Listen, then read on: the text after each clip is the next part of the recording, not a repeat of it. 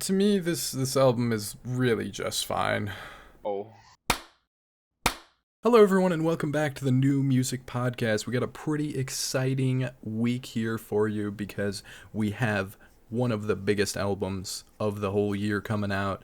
A somewhat of a surprise release run from Tyler, the Creator, here with Chromakopia. We have been fans for a long time. Michael, what did you think of this album? I hated it. Oh, did you? Yeah. I don't believe it for a second. That's good. So he didn't have any features listed at first, and that's when I listened to it the most. Mm-hmm. And then I found out who was featured, and I was like, oh, that's not who I thought it was. That's crazy. So on track 8, Sticky, I was Big Dumb Brain, and I could not tell who was who for features. Oh, well, I obviously knew who Tyler was. yeah. I didn't know who Sexy Red was, and I was very impressed with her part. And I heard a lot of people like shitting on her, and I was like, "What? Think should good on Sticky?" Oh, you've never actually listened to Sexy Red independently from features? Yeah, because we didn't listen to In Sexy We Trust this year. Yeah, she was also on Chief Keef's album, if you remember that. Oh yeah, true. Yeah, so you've heard a verse from her before, at least. Bitches love so. Yeah, if we want to run right into it with the features like that, why not? It's as good a place to start as any. Yeah. I think Sexy Red does great on that song. She has a lot of energy. What'd you give that song, just out of curiosity? So that song is very complicated for me. So I do have a 7 on it, but it's not for her not doing good on it at all, which 7 is comparatively low for how much I rated most of these tracks. So this was your least favorite track? One of them. I don't really like how this track is mixed. I think Lil Wayne's part in particular sounds kind of horrible. Like the vocals, there's just something wrong with it. He also only has like 4 lines. When does Lil Wayne start? I'm not sure where exactly in the song. I didn't realize he was on the track, but I originally scored it. If you blink, you'll miss him. I blinked Yeah. every single listen. Yeah, but just look for the part that sounds worse than the rest, and then that's Lil Wayne's part. But it all sounds the same. All sounds fantastic to me. I like Glorilla's part on it, and I mean, everything Tyler does is super solid. I just think that is one of the worst produced ones, worst mixed ones, and honestly, it's to the point where I feel like maybe it'll just be remastered in the future, because it sounds like something happened. Didn't even notice. I was just like, oh, this beat goes hard. Tyler going hard. Other people going hard. I was like, oh, fuck yeah, the whole time. I will say his flow switch in the last verse is one of my favorite moments on the whole album. That's why I'm on a 9 out of 10 on that track. Yeah. Which is my lowest score. Oh, fuck. Oh, God. Well, okay. So, honestly, though, that was going to be most of my criticism of this album. If we're going to get any of the bad out of the way, is just that mixing and, like, just the way everything's kind of put together is a little rough to me at times. Just, it's a little rough around the edges in construction, it feels like. I liked that. It's kind of raw in a certain way, yeah. Because of the content of the music, I was like the raw vibe of mixing when he's talking about Hey Jane. Yeah. Like the whole vibe with that, I was like, oh. That one was great for those kind of low fidelity type elements. The beat, maybe this is totally off base, but the instrumental there reminds me a little bit of a sort of polished up version of something that would have landed on Goblin. I hate you. We're deleting the podcast. Why? Because you agree, or? No, but now I hear it. I think it's mostly the synths. I didn't hear it for it. I definitely feel like it's like Goblin Wolf era. Yeah. Doing his classic like interlude song where he's just kind of like talking. Right. Or doing like a story, you know what I mean? Yeah. And I'm not gonna lie, that hit my nostalgia brain really hard, so I was like, yum, thank you. The storytelling songs on this album are awesome. And yeah, Hey Jane is heavily underrated. Yeah, it's only got an 86. Yeah, I don't think it's one of the very best songs or anything, but it deserves better. I'm at a 9 out of that one too. Yeah, but Judge Judy is even more so that way for me. Yeah, Judge Judy has an 8 out of 10. That's crazy. I love Judge Judy. Me too, yeah. The story he tells on that track is awesome. I think Judge Judy is perfect. It might as well be. Yeah, it's great. The other one, full points. Yeah. Judge Judy. Yeah. He's singing too. He's singing and it sounds good. Yeah, I've always liked Tyler singing whenever he's like done it very sparingly. Right. And there was a lot of that on Igor. Yeah. Was it Take Your Mask Off? He mentioned a lot of Igor references. Because there was a bunch of Igor references on one of them. The one where he goes, like, something about new magic, something. I fucking didn't annotate this shit. I wrote that down, and now I'm realizing that I didn't. I did the same fucking thing. I wrote too much. I wrote too much. Oh, that was Thought I Was Dead. That he kind of made a little new magic wand callback. Okay. Yeah, but there is other Igor stuff in there too. Yeah, I thoroughly enjoyed all the callbacks. Yeah, lots of references to the general idea of the light, which I forget which track it is off the top of my head, but there's the I see the light on Igor being kind of a big phrase that was used with it, and then kind of using that same phrasing. Was that new magic wand too? Fuck, it's been a second. Wow, this review has been absolutely all over the place. Do we want to just like go down the list and say what we think about songs? I was just hitting the big ones for me. I feel like they're all so equally big though. Yeah. Yeah. I guess we've touched on quite a few already, but I mean, Saint Chroma feels like a fucking movie, even though it's kind of just the album's intro. You know what I mean? This whole album's just like a movie. Right. Very cinematic. And I like that, apparently. Yeah. And I'm noticing all the cinematic albums we review, I give in the 90s, I think. I mean, there's a lot to it, and Noid set that up pretty well by being as dynamic as it is and having two separate parts and just being all over the place. That song's also perfect. Like, that was a really great single to start off on. Oh yeah. Yeah. What are you feeling on Noid, giving it a little bit more time? Exactly the same how I did in the car. I was like, oh, fuck yeah. Yeah, it's awesome. I loved everything about it. Yeah. What is that clipping song? Check the door. Yeah. Is it just called Check the Door? Check the lock or something? Yeah, Check the Lock. Obviously, similar thematic focus in a way, just this paranoia. So it directly reminded me of that song right away, even though this is more paranoia related to his fame than that one. Also, the Noid from Dominoes and Noided from Death Grips. Yeah, Death Grips reference. But in between those two, Ra-Ta-Ta, one of my favorites on here. What a banger, right? Yeah, dude, for real. That one's perfect for me, too. That one's probably my favorite. It's up there for me. I think there's potentially better songs overall, but there's so many quotables on that one. He's got some kind of funny bars. It all goes really hard, and the beat is just crazy on that track. I would say it sounds like something from Call Me If You Get Lost a little bit, though. Yeah, it feels like we're in an era now. Yeah. Kinda. Like how you can kind of feel like Flower Boy and Igor's in the era, but it's not really an era. I guess it's more of just like a transition through each album. Yeah. This one covers a lot of different grounds, so I wouldn't say it's similar to Call Me If You Get Lost as a whole. I would say that song in particular reminded me of tracks like Lumberjack. Gotta keep the carpet in the trunk, because you never know. You never know. Darling I is probably one of the best songs that, like, ever happened, I think, probably. That one's your favorite? That one's pretty much the best of... Out of songs, just in general, yeah. I only get it 1 9 out of 10 and listen to it real quick so I don't get executed by the internet. It hits so nice. Also has a Drop It Like It's Hot sample, so that was fun. It's the percussion in there, the little pops. It is bars. It's awesome. It's so good. I can see it being a hit like See You Again was. Yeah, I'm just not as hot on this one as the rest of them. It is a more poppy one, so I guess I can kind of get it. I'm at a 9 out of 10 on that one because, of course, my lowest score on any of these tracks is 9 out of 10. But that's wild. It's definitely one I'm still going to play. Yeah, I really like this album. It's one of my favorite Tyler Creator albums. You know, it is for me too. I just think that there's moments that are bringing it down a little bit lower than it could have been otherwise. Just like little thing. And I think you get a lot of that on the second half. I've liked Tyler since Goblin. He could shit in a box and I'd probably give it an 8 out of 10. Yeah, I've only been here since Flower Boy, so. Let me just put on the bias cap real quick. That's the best place to start. Yeah. You started when he was perfect. I guess you were spoiled. Truly. I think I had just listened to Wolf and then Flower Boy was coming out at the time. Like, Wolf was the first album I listened. Yeah, Flower Boy had just come out.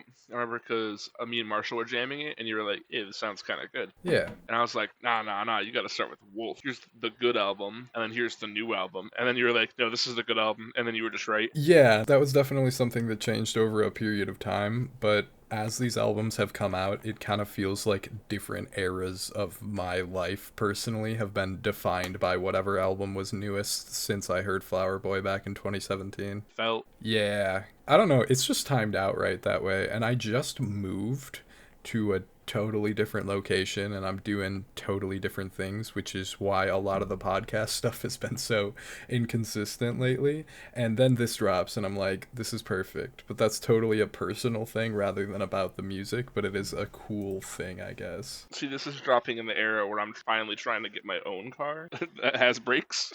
Yeah.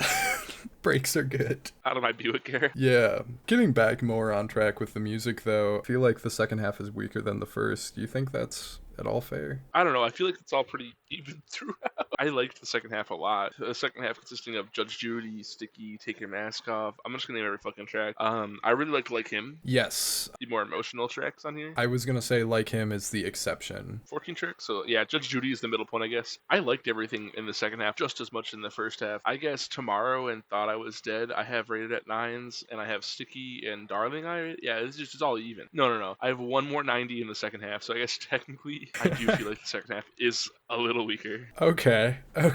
Yeah, Thought I Was Dead is pretty good to me. It's another banger, and it's got Schoolboy Q on it, so that was really fun. But I don't think of his like louder type of songs that's gonna be the one that sticks with me from this album. I like to be on that one so much. It sounds pretty good. Yeah, I like the little like chant thing. The Mario trumpet. Yeah, it's nice. That was a moment on that one. I think Like Him is another really great contender for the best song on the album, though, personally. Yeah, no, I think so too. Yeah. See, I relate so heavily to this album too. Every time he drops, I'm like, not with Call Me If You Get Lost, but with this and Igor, I'm just like, bro, why is he writing an album about me? So I just like it more. True, yeah. This one less so than Igor though. So right now I'm higher than Igor on this one, but I might change that over time. Recency bias. Yeah. I'm higher than Igor on this just because it has higher highs for me, and Like Him is one of those higher highs. I think topically, very much so anyways, at the very least, it is essentially a more mature version of Answer. Yeah, and I loved Answer, dude. Yeah, that's one of the best tracks on Wolf pretty easily, and this is one of the best tracks on Chromakopia pretty easily. Yeah, dude, that's crazy. All back. Yeah. I guess that's kind of how people look at Tyler's newer era, is he's a lot more mature with it now, and tackling that same subject the same way is very cool. Man, even the album covers from like Cherry Bomb to Flower Boy, it's the Igor to Calm With You Get Lost, to everything. Mm-hmm. Man, I love the crazy haircut Tyler the Creator. Yeah, the haircut's awesome. Balloon, I am still not sure what to think about. Yeah, I'll tell you. Don't worry. I believe this track fucking banged, if I remember correctly. Yeah, it's pretty good, but it feels like it ends kind of out of nowhere to me. Here, I'm listening to the ending. Hold on. I gotta listen to the transition really quick. Okay. Yeah, I get how you could get that from that. That is just what happens. Yeah. It doesn't seem like it's finished as much as the other ones, but I do like what Doechii does on there a little bit. It's pretty cool. You know what? You can have one of my points for that one. That's fair. I glossed over that one. I mean, hey. All right. My score is lowered by 1 point now. You're welcome. Oh, no. I didn't mean it.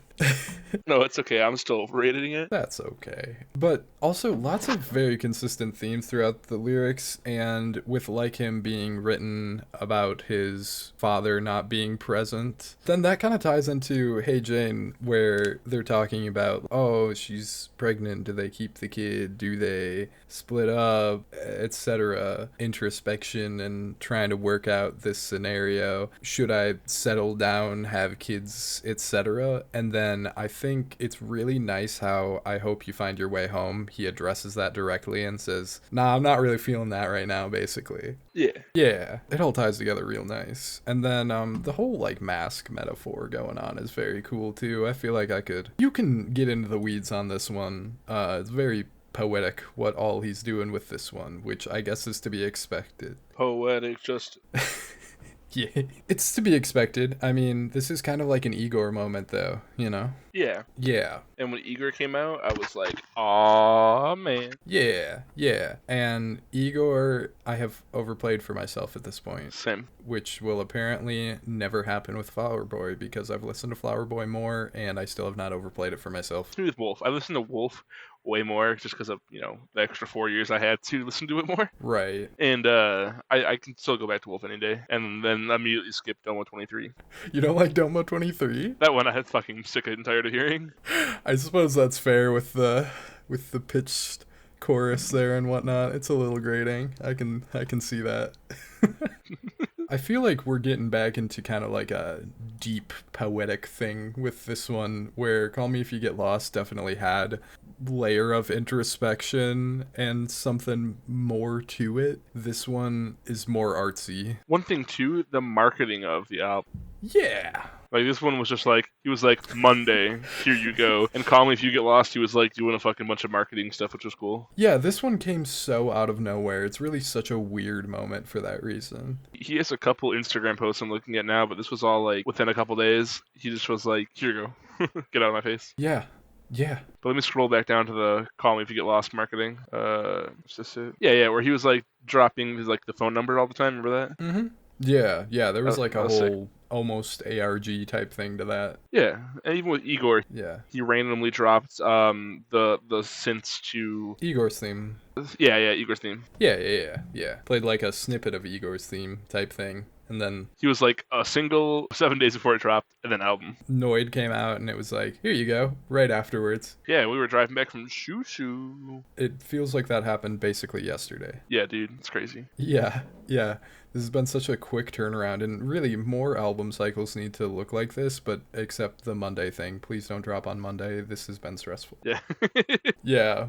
Never do this again to us. It is important to mention that we have had 2 days with this album because we record on Tuesday nights, but both of us have just played it a lot to kind of make up for the fact that we haven't had much time to sit on it. I mean, that was going to happen anyways. Yeah, right. If you have more thoughts, or if I have more thoughts next week around, we should definitely just leave it open-ended to kind of say that. Yeah, definitely. We have a short episode this week, too, because of this. Yeah, we trimmed down the amount of albums, too, just because we knew this was happening, and we were like, well, fuck, kind of gotta cram the Tyler album. I feel like I've gotten my opening thoughts on this for now. Are you feeling confident I don't know, that we've yapped about this album good enough? So, it's very weird because Tyler, the Creator albums are just going to feel so much more significant in my life, and I think that's pretty much the same for you too. Oh yeah, definitely. Where it's like you're gonna overanalyze it and like really get the full picture because it's like, now this is the new chap. True. So for that reason, I feel like I could go on, but maybe I don't need to. Oh, definitely. But I think we should move on and do scores now and then come back to you later, potentially. Yeah. I'm at a 94. I am at a 91. Ooh. Yeah. That's really weird how that mathed out. When I have songs that I like as much as I like the best songs on here, I hand out an additional point to make up for the ones that I don't like as much.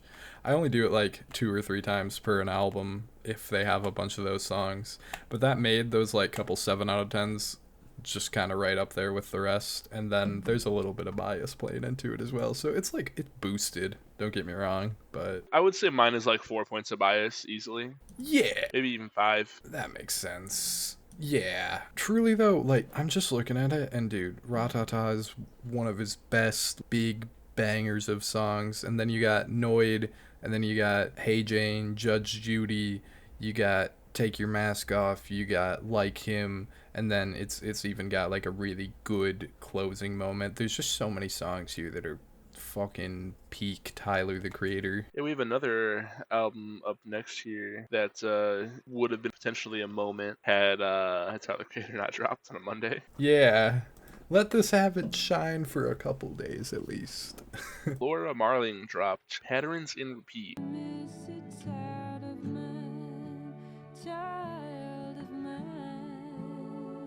You know, sometimes you let me down.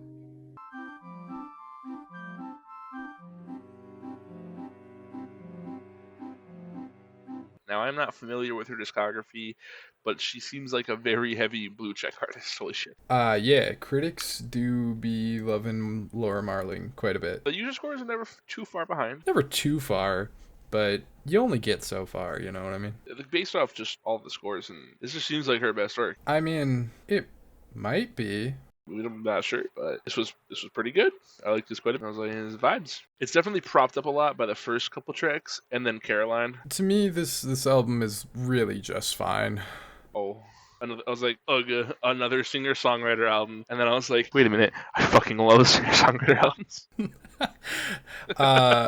Yeah, no, I'm kind of with that. For whatever reason, though, this fails to fully click with me, and I don't think it's a matter of not getting what it's going for or anything. I think it's pretty conceptual, and I like what is being shown with like the cycles of things and the fact that she had a child and that's the focus of the first track and the patterns that the title mentions. It's conceptual, it's cool, but I just don't know if I care about how it sounds. That is fair, because then that would mean you just not your bag.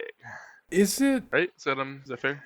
Is it though? Because I'm thinking about it, and man, like, why does Adrian Lenker hit so much more than this for me? See, this is on par with Adrian Lenker for me. I think that's just because you're sane. I truly don't see quite what everybody's seeing in this, but I mean, that's not for me to say that it's bad or anything. I'm not gonna lie, my notes were, I'm crying again, Adriana Lenker 2.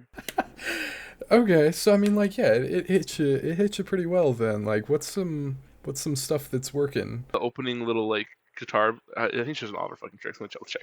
Go listen to the opening of Caroline real quick. Oh yeah, the little like fast strummed stuff. It's pretty nice. The little, like, sad Mockingbird acoustic guitar, it gets me every time. You can say whatever you want. I'll say, yeah, it definitely sounds pretty sweet, for sure. Like, it's nice. The art school lesbian within me is like, hell yeah. Yeah, you know. Now, I will say Adriana Lenker's album was more of a moment than this one was, but I think in, like, Daddy Made You Some Consense, I like them both pretty similarly. That's one way to put it. So is it mostly just the sound of it that's really working for you? Yeah, you know me, I don't listen to lyrics. I don't care what you're saying. Fair. More of the lyrics person than you are. Yeah, and all singer-songwriter songs are the same. I guess. 3 topics. You choose 3 topics and you run with it. Now, this might be a hot take, but it's true, and fuck you. So, like, it's very mellow and chill and nice, but it kind of just ends up turning into background music for me. I don't know, maybe I can't connect quite as much with the lyrics, and naturally there's like a lot of themes of like motherhood and so on. Yeah, you're not a mom. Why would you like it? Yeah, I'm just naturally not going to relate, but I don't think it's like hitting for me. Like something about how it's the poetry of it just ain't doing it, even though it's good. So I want to. A weird thing though is the little like tape recorder sound, the static, the fuzz, whatever you want to say. Yeah. Love that shit. It's aesthetic. That's where it loses me. It's where it keeps. I'm like, you're gonna do that on every song. Hell yeah. Why? It's so pretentious. I love it. It's so unnecessary. Yeah, it's the worst, but I love it. You don't get it, Shiloh. It's that lo-fi, yeah. indie singer-songwriter stuff. Yep. This is what we were talking about earlier. You just don't like lo-fi indie or anything like this. Yeah, you know, and there was gonna end up being... Dude, you probably fucking hate the next album. Holy shit. Chill.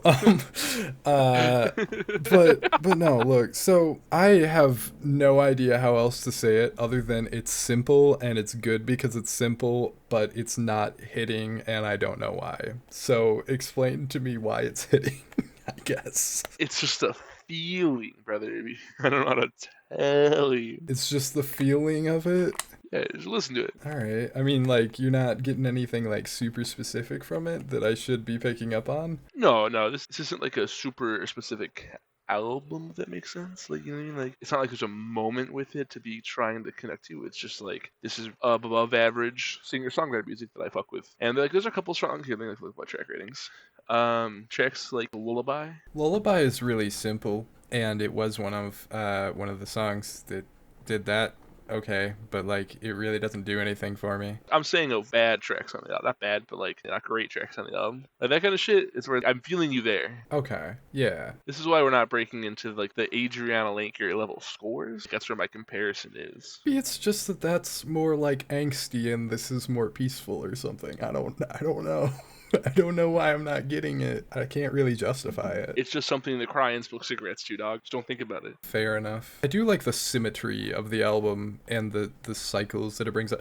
The first two tracks seem to mirror the last two tracks in theme, I mean, and then in the middle it's more stuff about like a relationship or not necessarily relating to being a parent as much and stuff like that. So it's kind of a sandwich. Singer-songwriter albums are just about what they're looking at. And apparently Adriana Lanker was looking at some fucking rough shit, holy hell. Yeah, she was really going through it on that album, and this Yeah. one doesn't feel as much like going through it, but it's still sad. Yeah. Still got some sad stuff. Well, it all has to be sad. It's only 36 minutes too, and oddly I feel like it should be longer than that.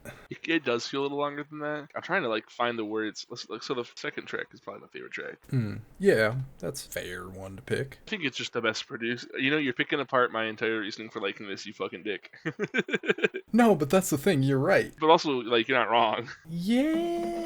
Your criticisms are fair and valid. I understand where you're coming from. I feel like maybe where I'm getting like my favorite tracks in here is how like well produced they are, and like the little like whispery thing, and the more layering, the more creative the song, the better. Yeah, and I guess they don't feel that creative to me.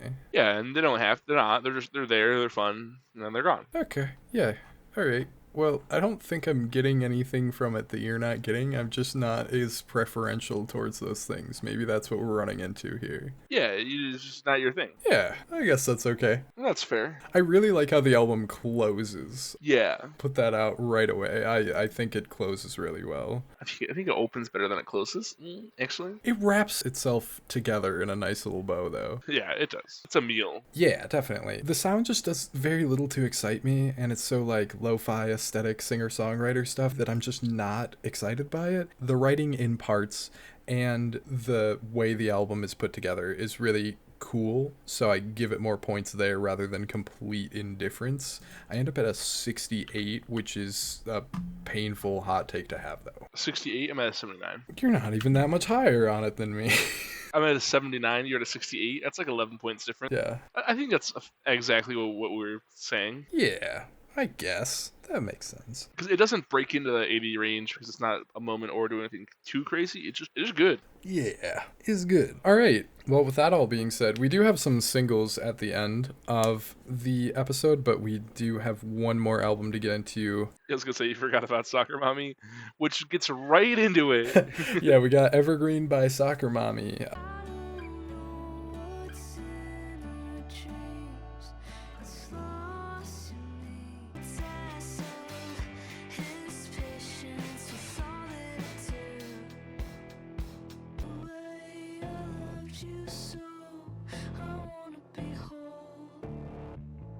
This shit's kind of forgettable.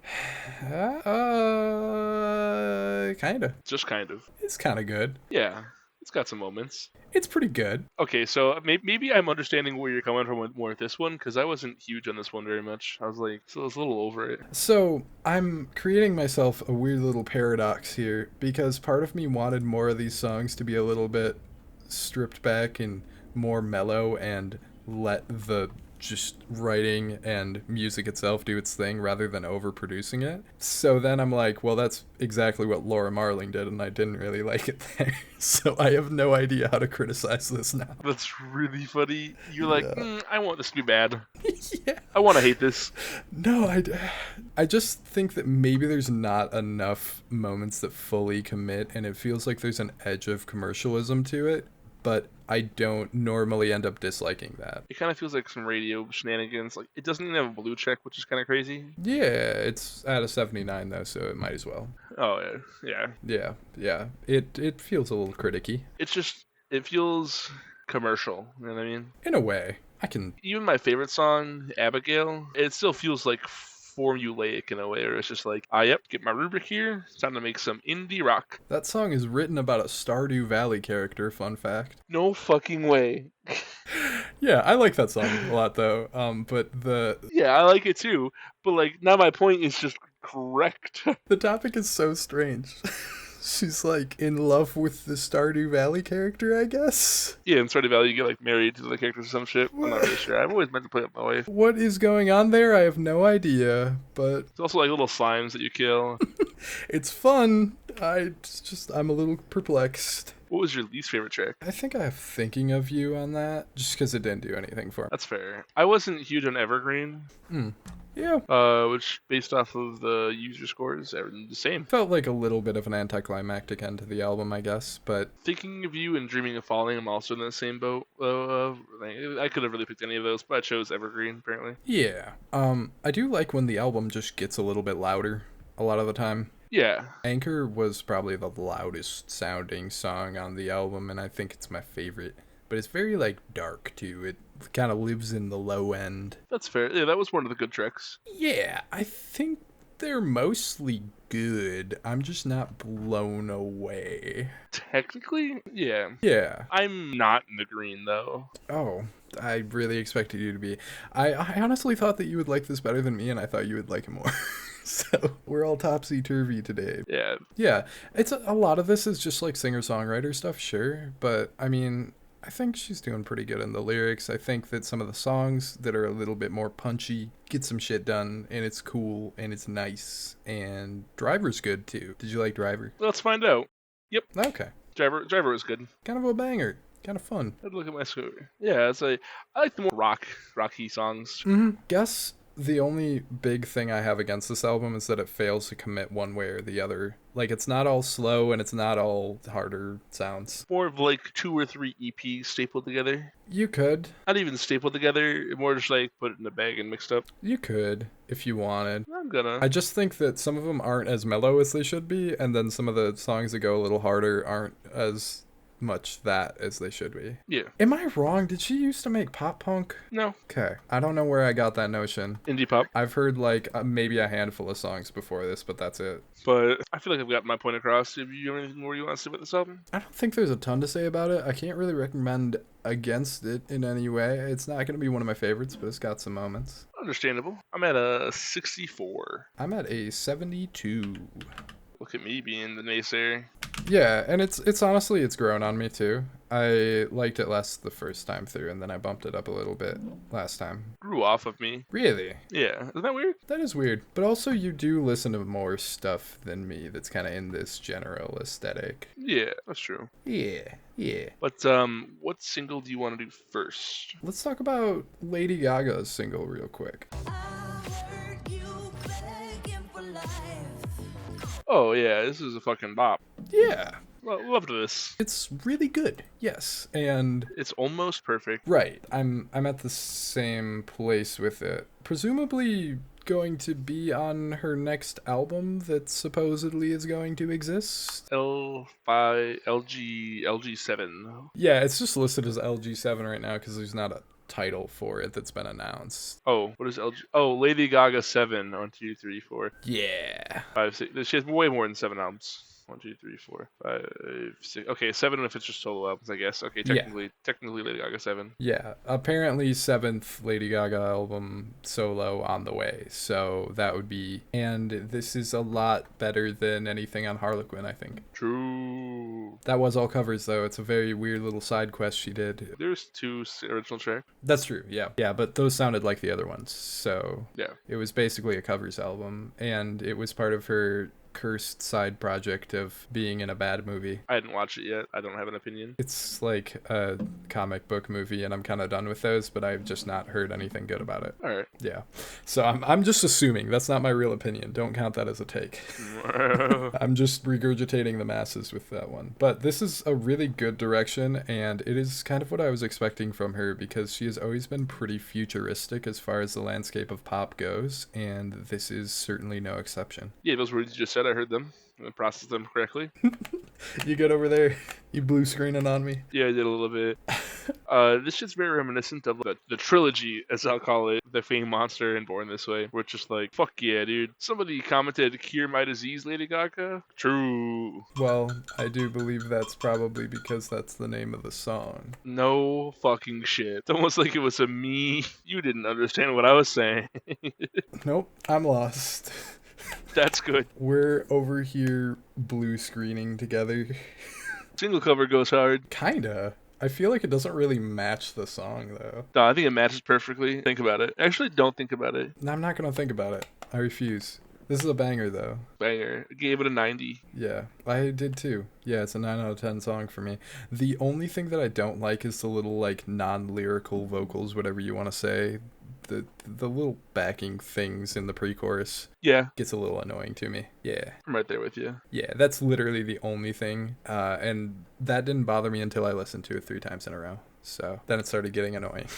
Same. That's it, though. Yeah, so up next we have Sematary, well, technically Ghost Mountain featuring Sematary. Yeah.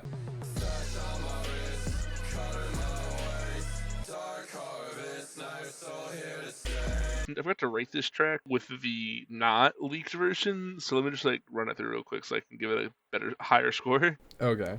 Oh, if you're gonna do that, watch the music video. Oh, it's a music video? It's Cool. awesome. Alright, hold on. I will score it based off the music video as well then. I'm adding it to my score. Okay. I'll watch the music video again while we do this, so we'll both watch it and get it fresh in the brain. Yeah. Okay. I'm gonna definitely mute real quick. I'll be right back. You get to hear my live reaction. Oh, it's got the fucking grainy 40mm lens images from like the 90s going on. Hell yeah. Well, it sounds so much better than the leak. Yo, Yeah. I am so happy with the like return to form that they've had with this new single. This song is fucking perfect. Let's go get Herald tattoos this weekend. You gotta join the cult. Hold on there, partner. They can still do something terrible. At this point, you just gotta join the cult. But 100 Acre Wrist was like my favorite anything by them. Mm-hmm. So it's so nice to see them going back to that style. What did we give Bloody Angel? I gave an 86. You gave it an 87. Mm-hmm. This next Ghost Mountain project, could be perfect. Could just be perfect. Yeah, so far we're 2 for 2. I mean, both of these have been, like, really incredible songs. Yeah, I gave Apollyon 90 and this 100. We have the same scores on both. This is so good. This is, like, really good. If you like this already anyways, it's really good. Yeah. Yeah. I heard the fucking leak and I was like, oh, I hope this isn't the actual song because this is mixed like shit. But I love it. Oh, was it mixed like shit in the leak? Yeah, it was like probably unmixed. Or it was like 140p audio. Oh, I see. That all happened while I was, like, moving and setting my house up, so I was kind of off the internet. Or maybe it wasn't a leak. It was maybe I don't fucking know how I heard this first. No one's talking about the leak. I think Haunted Mound fans would be like, "Oh my fucking god!" Yeah, no, that just makes so much sense. Maybe it was sort of shitty re-upload. This is so good, But- though. Like, the beat has this euphoric thing to it. Yeah, Yeah. it's Witch House. Finally, we're back. Yeah. This is what I wanted Turnabout's album to sound like. His last one, you mean? Yeah. Yeah, the second EP in his little series thing. Yeah, and it kind of is... Oh, is that an EP? It's listed as an album. Really? Yeah, Mortem Solus. Actually? Oh, it is. It's 7 tracks, 19 minutes. Either way, though, yeah, I get what you mean. That is kind of what I was wanting from that as well. I wanted more Obscura Noctis Mors. Right, yeah, and we're kind of down that lane. And this is that, but better. Fuck, I liked that EP a lot, so I'm tempted to say... Yeah, this is just slightly better. Yeah, I'm tempted to say that Luctus Main is still maybe the better... Nah, it's not. Fuck it. Nah, this is On like... par. This is peak. Yeah. It only becomes peak because we have the originals back. Peak Turnabout just isn't quite as good as peak Cemetery Ghost Mountain, I guess. I think it's just peak Ghost Mountain at this point because we've heard Cemetery by himself. Right. And we've heard Ghost Mountain by himself, and that was peak. It's been a while since I've revisited a lot of those older projects, but I mean, like, Gravehouse has never fully left the rotation or anything. Fuck, dude, that album cover. Oh, man. Mixtape cover. I know. It goes so hard. My review is one sentence. It's nostalgia. Yeah. Right. Dude, I remember listening to this shit when I had just fresh out of high school. You're like, oh, have I shown you this? Yeah. Oh, dude. I forget sometimes. Just the single was out at that point. I forget sometimes that I was there for the whole thing with Cemetery. Yeah, dude. I believe that at one point in time it was just Nevada out as a YouTube single. Yeah, no, it definitely had a music video, so that's how I ended up finding them, is being shown the music video. Worlds of fuck. Yeah, there was some stuff before it, I think, but either way, Butcher House I heard in full around the time that it came out, and then I just been here for it. Warboy 2 apparently is coming out this year, allegedly, probably not. Might be a Halloween drop. Who knows? We'll see. They got that Buckshot Hackle tape coming up first, so that'll probably come out beforehand, I have to imagine. Yeah, so that is all basically to say that my bias here is going to be enormous, to the point where it will entirely cloud my perception of how good the song would be to someone who hasn't been here for all this, but True. I'm like so happy about this. It's crazy because of you. I've been here the whole time. Yeah. Oh man, I remember that day driving around listening to all the Rainbow Bridge tapes with you. Yeah. Yeah, we been here. Dude, I'd never forget it. Fuck yeah, dude. Oh man, they're back. They're back and they're dropping some of their best shit ever too. Oh my god, this song is incredible. This is such a lovely, amazing moment. And the music video is also so fucking awesome. Mentioned some things in the recording because I didn't mute the recording, and I was like, all right, you get my live reaction. And I loved the fucking 80s, like, VHS camera bullshit. Recording black boxes and everything, fucking small ass frame. Yeah, dude, I love it. It's definitely emulating some like classic horror movies stuff. Yeah, dude. I don't have any to point to directly, but I can't wait to see Ghost Mountain and Sematary. Oh yeah, right. We saw Cemetery and the Haunted Mound earlier this year. It was Hackle, Buckshot, and Sematary. Yeah, I can't imagine that show, but better. The fact that they're like doing things again as two people making music. I just really never thought we'd see Ghost Mountain again. I thought Ghost Mountain ghosted. I wonder what the lore is. Somebody probably messaged somebody on fucking Instagram or something and was like, hey, yeah, I'm seeing a review on here. This is like in a movie when two best friends get into a fight and hate each other, but at the end team up and become friends again. Yeah, dude, it's us. Ah, fuck. That's so true. That's so true. Me for real. We're so back. We're so back. All right, well, that's a really good place to end this episode. Really positive note to get out of here on. Go stream this song. Stream Chromakopia. Chromakopia? Yeah, that's words for sure. If you did like the episode today, we would greatly appreciate if you dropped a like on the video and subscribe to the channel for more music-related content coming your way. Mikey, do you have anything to say to the people before we get out of here? Hold on. Hold on. Wait. Take your time. Hold on. Penis. That's pretty awesome. And we'll see you next time.